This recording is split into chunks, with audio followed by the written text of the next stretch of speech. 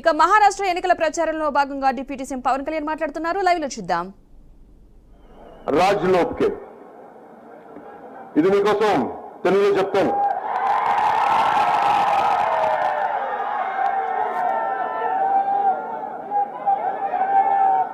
నేను కేవలం ఓట్లు వేయమని అడగడానికి రాలేదు. ఎందరో మహనీయులు పుట్టిన ఈ మహారాష్ట్ర నేలపై నాకున్న గౌరవాన్ని తెలుపడానికి వచ్చాను. ఛత్రపతి శివాజీ పుట్టిన నేల, మన హక్కుల కోసం పోరాడటం నేర్పిన నేల, అలాంటి నేలపై నాకున్న గౌరవాన్ని తెలపడానికి వచ్చాను. స్వరాజ్యం అనే పదానికి అర్థం తెలిపిన గొప్ప నేలపై నాకున్న గౌరవాన్ని తెలియజేయడానికి వచ్చాను. బాబాసాహెబ్ అంబేద్కర్ కు కర్మభూమిగా నిలిచిన ఈ గొప్ప నేలపై నాకున్న గౌరవాన్ని తెలపడానికి వచ్చాను. రాజ్మాత జిజాబాయి నేర్పిన విలువలతో నిండిన ఈ గొప్ప నేలకు మనస్ఫూర్తిగా నమస్కరించడానికి వచ్చాను.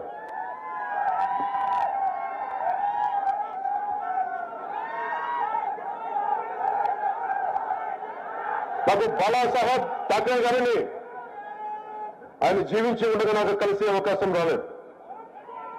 కానీ అన్యాయాలను, అక్రమాలను ఎదిరించడంలో ఆయన నాకు బలమైన స్ఫూర్తి. సనాతన ధర్మాన్ని ఏమాత్రం భయపడకుండా పరిరక్షించడంలో బాలాసాహెబ్ ఠాక్రే గారు నాకు స్ఫూర్తి. జనసేన 7 సిద్ధాంతాల్లో ఒకటైన ప్రాంతీయతను విస్మరించిన జాతీయవాదం అనే సిద్ధాంతానికి బాలాసాహెబ్ ఠాక్రే గారే స్ఫూర్తి. అలాంటి బాలాసాహెబ్ ఠాక్రే గారికి నా వందనాలు. ఏ విషయాన్నైనా ధైర్యంగా చెప్పడం, బాలాసాహెబ్ గారి దగ్గర నుంచి నేర్చుకోవాల్సింది ఏ విషయాన్నైనా ధైర్యంగా చెప్పడం, నిర్మోహమాటంగా నిక్కచ్చిగా ఉండడం, అధికారంతో సంబంధం లేకుండా మన సిద్ధాంతాలకు బలంగా కట్టుబడి ఉండటం బాలాసాహెబ్ ఠాక్రే గారి నుంచి నేర్చుకున్నాం.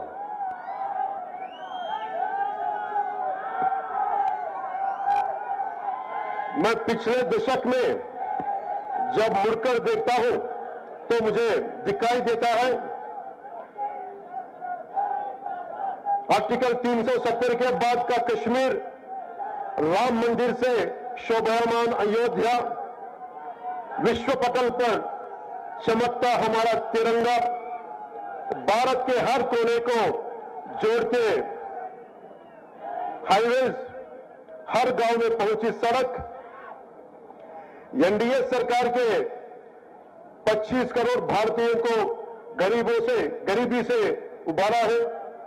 एनडीए सरकार ने इन 10 वर्षों में 4 करोड़ किसानों को फसल बीमा योजना का लाभ दिया। एनडीए सरकार ने लगभग 12 करोड़ का लाभ दिया प्रधानमंत्री किसान योजना में। कुल 30 करोड़ के मुद्रा योजना का लाभ दिया हमारी बहनों को। पिछले 10 सालों में हमारे highway man of India Shri Nitin Gadkari ji ने इस देश को 11,000 किलोमीटर के नेशनल हाईवे दिए हैं। महाराष्ट्र को 701 कम लंबा समृद्धि महामार्ग भी मिला जो नागपुर से लेकर ठाणे को जोड़ता है और महाराष्ट्र के नवनिर्माण में जोड़ी गई एक और उपलब्धि है। ऐसे न जाने कितने कार्य किए गए हैं और किए जा रहे हैं जो महाराष्ट्र को 2038 तक $1 ट्रिलियन की आर्थिक व्यवस्था बनाएंगे और महाराष्ट्र भारत को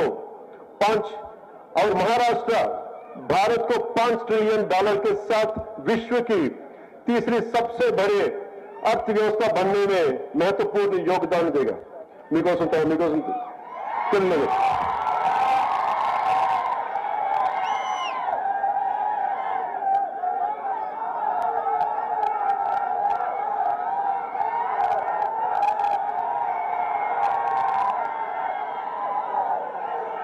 గడిచిన 10 సంవత్సరాలు ఒక్కసారి గమనిస్తే ఆర్టికల్ 370 తర్వాత కశ్మీర్ కనిపిస్తుంది.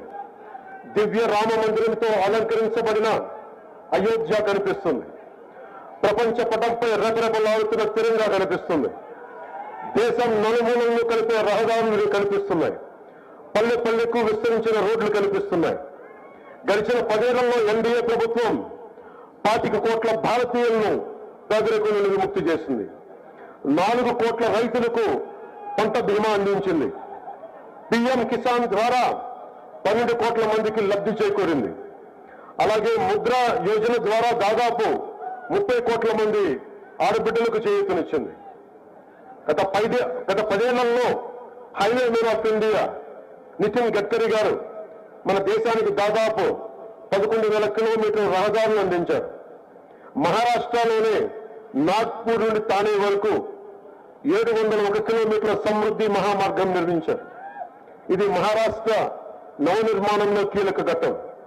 2028 లోపు మహారాష్ట్రను 1,00,000 కోట్ల ఆర్థిక వ్యవస్థగా తీర్చిదిద్దేందుకు ఇలాంటి ఇంకెన్నో గొప్ప అభివృద్ధి కార్యక్రమాలు చేపడుతున్నారు.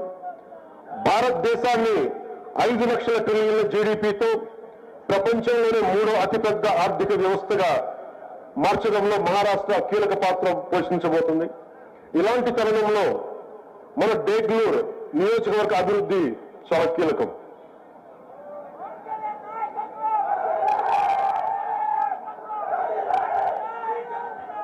हम डेगलूर की विकास की बात करें तो डेगलूर के विकास के लिए भी अनगिनत कार्य एनडीए सरकार द्वारा किए गए थे. जैसे सरकारी विश्राम गृह डेगलूर का निर्माण, डेगलूर और बिलोली पुलिस थानों का निर्माण, डेगलूर कोर्ट का निर्माण, बिलोली कोर्ट का निर्माण कार्य है. हेमंतनाथी मंदिर का कार्य भी पूरा हो चुका है. बिलोली से कुंडलवाड़ी रोड भी बनकर तैयार है और हर घर जल योजना के कार्य भी 50% पूरा हो चुका है. ये जो सतत विकास कल कार्य एनडीए की सरकार में हुआ है और हो रहा है, यह इसी गति से होता रहे. इसके लिए हम क्या कर सकते हैं? हम उस सरकार को चुन सकते हैं जिसने महाराष्ट्र को 1 ट्रिलियन की अर्थव्यवस्था बनने का सपना देखा है. वो एनडीए सरकार है. इस सपने को पूरा करने के लिए हमें साथ चाहिए डेगलूर की युवा शक्ति का, डेगलूर की बहनों का, डेगलूर की माताओं का.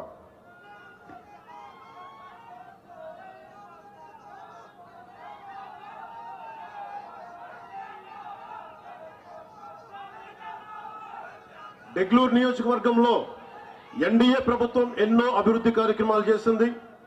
ఎన్డీఏ ప్రభుత్వంలో ప్రభుత్వ విశ్రాంతి గృహం, డెగ్లూర్ బిలోలి పోలీస్ స్టేషన్ నిర్మాణం, డెగ్లూర్ కోర్టు నిర్మాణం, బిలోలి కోర్టు నిర్మాణం, హేమంత్ పంతి ఆలయ నిర్మాణం, కుందల్వాడి నుండి బిలోలి రోడ్డు మార్గం కూడా నిర్మాణం పూర్తయింది. అలాగే హర్ ఘర్ జల్ యోజన పథకం కింద 50% పనులు పూర్తయ్యాయి.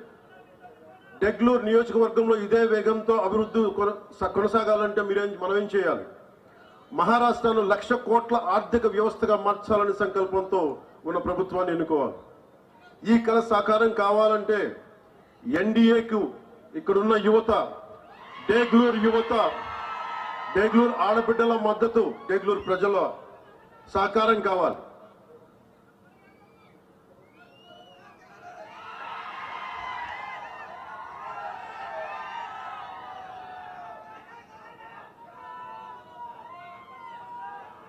महाराष्ट्र के इतिहास की बात करें तो यहां सनातन की रक्षा के लिए ना जाने कितने वीरों ने अपना प्राणों की आहुति दी है.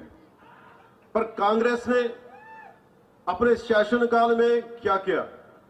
पालघर में हमारे साधुओं की हत्या हुई. పాల్ఘర్లో మీరు చూశారు, చేతులెత్తి వేడుకున్నాడు, నన్ను చంపొద్దు చంపొద్దు చంపొద్దు అని. పాల్ఘర్లో దేశం మంచి కోరే, సర్వజనం హితం కోరే పాల్ఘర్లో సాధువుని చంపితే, చేతులెత్తి వేడుకొని చంపితే ఒక్కళ్ళు పట్టించుకోలేదు. చంపిన వాళ్ళకి శిక్ష పడాలి. అందుకనే ఇలాంటి ప్రభుత్వాలు కాదు మనకు కావాల్సింది. సాధువుల్ని, సంతుల్ని, సనాతన ధర్మాన్ని కాపాడే ప్రభుత్వం కావాలి.